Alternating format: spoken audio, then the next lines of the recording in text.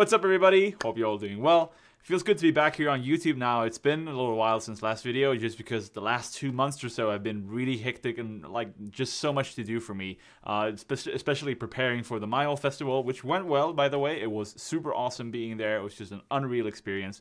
More on that at a later point. But basically, the last 2 months have been really hectic, and right now I'm in the middle of kind of reinventing my drum sound. I'm trying to really spend a lot of time on improving my mixing and recording game. So there's that, but now I'm hoping to get back into answering some of your guys' questions, and I got a lot of videos that I'm excited to get started on soon. So recently I asked you guys to ask me questions on Instagram and Facebook, and I have like 250 pretty good questions now that I need to go through. So here are some just to start off with, and if you guys have more questions, feel free to post those in the comments below, and also make sure to give a thumbs up to the comments you want me to answer the most, and I'll prioritize those. So without further ado, let's get started. Not a drum related question, but what tools do you use to make your videos? From recording, compiling, rendering, etc. When it comes to recording my videos, as for the actual video part, I try to make things as easy as I can. Basically, I film everything with my phone, and I actually edit everything in Windows Movie Maker, believe it or not, but I've pretty much never used any other program. I use another program called VSDC free video editors, like a really, super basic video editing program for whenever I need to like add notation on top of the video, because Movie Maker doesn't allow that kind of stuff, having layers. But for everything else, I use Windows Movie Maker, and that's really just because that's what I started with, and I'm fast with it, so it makes sense for me to keep using it. As for the audio, though, I record all the audio separately, so that, while I'm filming, I'm also using all my mics and everything to pick up the audio, and I replace the camera audio with the audio from the mics and stuff. And I spend a lot of time trying to get that audio to sound good. So that's kind of the whole process, honestly. Film with my phone, record the audio with my mics, put it together in Movie Maker, drag the video over to my phone, and post it wherever it's supposed to be posted. That's pretty much it. I try to keep it as simple as I can. My weaker hand is shit. How do I fix that? The classic question, how do I develop my weak hand? That's something that I struggled with too in the beginning, and in a sense still a little bit to this day, just because of how it is. Naturally you have one hand for the most part that's stronger than your other. So the way you really deal with that, at least the way I've dealt with that, has just been to really focus that when I'm playing, I'm trying to use my other hand, the one that's weaker, in my case the left hand. I try to use that one as much as I can, because like if you neglect your weak hand, if you don't use it just because it's weaker, then you'll never get to actually build it up. So I try to, basically a practical example will be when I really started out and I played, just trying to play grooves and stuff, I always tried to get ghost notes and stuff in there, really try to use my left hand, even if it didn't sound good, just because I needed to work on it in order for it to get better. I've never been like really an exercise guy, sitting with a pad and a metronome and stuff, all that too much. So that's just been my way of tackling it, has just been to reuse it as much as I can. Try to lead fills with your left hand, try to, reinvent how you play to position your left hand in a bit more of a leading position so that you're actually using it. Because if you just play with your right hand doing all the work, your left hand isn't really going to catch up. Left hand, or if you're left-handed, opposite, you get the idea. Aside from that, there are a lot of good lessons on this on YouTube. I know Drumeo put up a lesson on this just recently. You can check that out on how some creative ways to do this. But in general, that's what I would say. Try to use it as much as you can. Don't neglect it. Just put it in there, do your thing, and try to make it as even as your dominant hand as you possibly can. I want to buy your 100 fills lesson pack. Are there video lessons included? There are videos included in those, both in Volume 1 and Volume 2, so you can go check those out, and you'll have the videos of me playing the fills at slow tempo and then faster and full speed, notation and sticking, and everything is on the screen. And there's also an ebook PDF that you get with that has all the notation separately and some guidance on like how to read the notation and everything. So to answer your questions, yes, there are videos included. Feel free to check those out. Both volumes are now available, so I'm super excited about that. Spent a lot of time with this on these 2 lesson packs, and I've been getting a lot of good feedback. So thank you guys for purchasing those. I really appreciate it.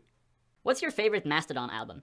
Oh man, that's a really hard question to answer, but if I had to pick a favorite, I would probably say The Hunter, just because that's like the album that got me really introduced to Mastodon. So I've listened a lot to that album, but I'm really digging the new one as well, The Emperor of Sand. Some of their older stuff as well. Crack the Sky is absolutely amazing too.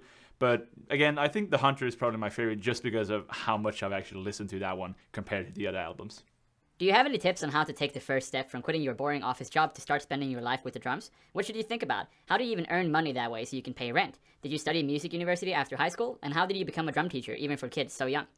Oh man, there's so much I could say about this entire topic. This is something that really interests me a lot, and it's something I've been doing a lot recently in terms of like mentoring and stuff. So if you guys, speaking just a little self-plug here, but if you guys want to, learn more about this than I can answer like in 1 minute now, feel free to hit me up for my mentoring, my career mentoring, and we can get into all of this in a lot greater detail.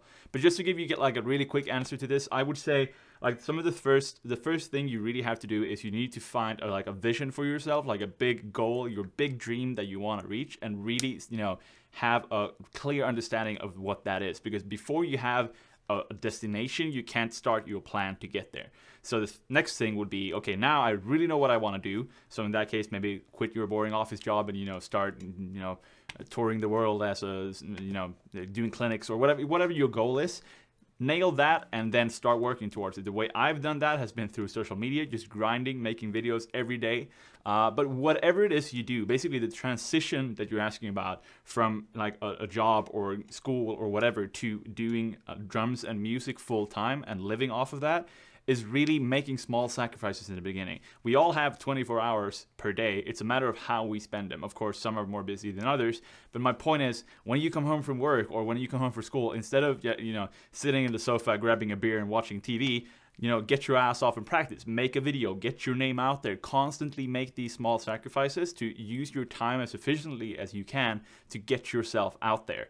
And with time, at least for me, just doing that, grinding every single day and really trying to get my name out and trying to seize opportunities when they come, that's eventually, among other things that happen more locally, not so much social media, that has taken me from, being a nobody, practicing by myself, not making a single dollar ever from drums to now making a full-time living from it.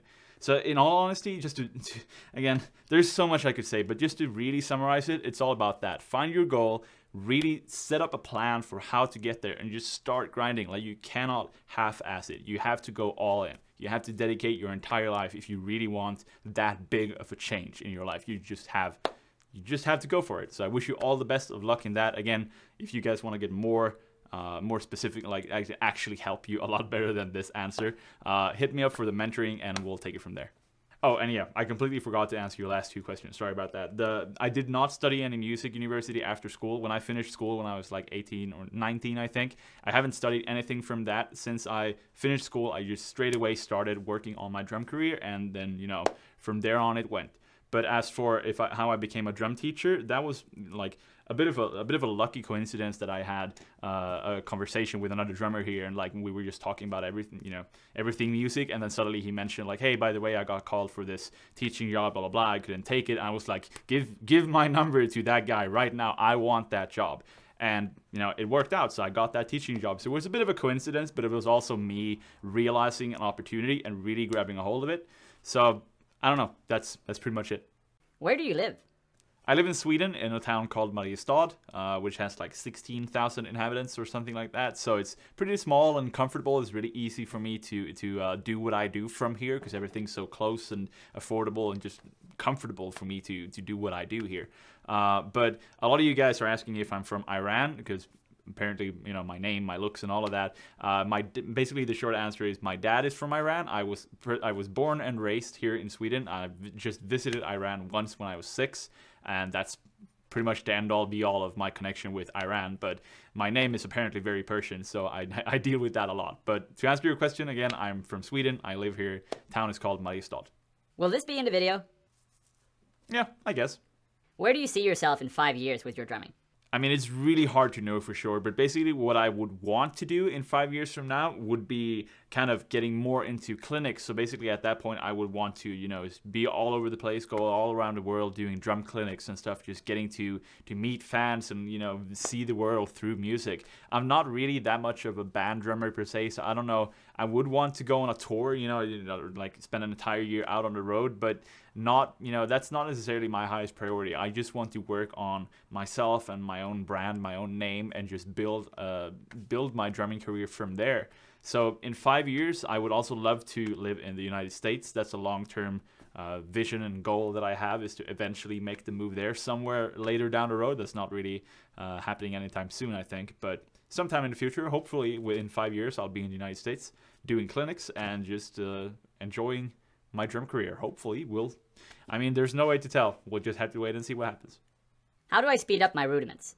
When it comes to speed in general, whether it's for rudiments or fills or grooves or anything when it comes to drumming, you have to realize that speed is secondary to control. Like, you have to be able to play with good control and just consistently before you can start thinking about speed. I would say speed is a byproduct of having good control when you're playing. Think of it like this, like you need to learn how to walk before you can run. And before you can walk, you need to learn how to crawl. It's just this kind of thing where you need to know what you're doing before you should even start thinking about speed. But if you're at that point where you're starting to get comfortable with, you know, your rudiments or whatever, you kind of know how to play them, you're getting the control part down, now you want to speed up, I would suggest practicing with a metronome. Set the metronome to the tempo that feels like your threshold. Basically, as fast as you can go while still maintaining control. It's like the fastest speed that you can handle. Set the metronome there, and then maybe up the tempo just a couple of BPM, just to push yourself a little bit and work with that until that becomes your new threshold. So now you adapted to that tempo. Now that new tempo, that higher tempo, is the tempo that you feel is your limit. Now do the same thing again, up the BPM, maybe 5 more BPM, and do the same thing again. Make that your new threshold. See what I mean? It's kind of like a stair where it's not an uphill like this. It's like you're plateauing steadily. So that's my approach for it. I would say give that a try. Hopefully that works out. But again, speed is a byproduct of control. So first and foremost, focus on even strokes, consistent playing, and knowing 100% what it is you're doing. And then you can work on speed. So best of luck. Alright guys, so that's all the time we had for today's Q&A video, but I will try to make another one hopefully soon. God knows what my schedule looks like right now, but maybe in a couple of days or a week or so, who knows. We'll just have to wait and see. But if you have more questions you would like me to answer, please post those in the comments below and give a thumbs up to the ones you want me to prioritize, and I will do that for the next Q&A video. Until then, stay tuned for some other videos coming up, hopefully soon, and I'll see you guys around. Take care.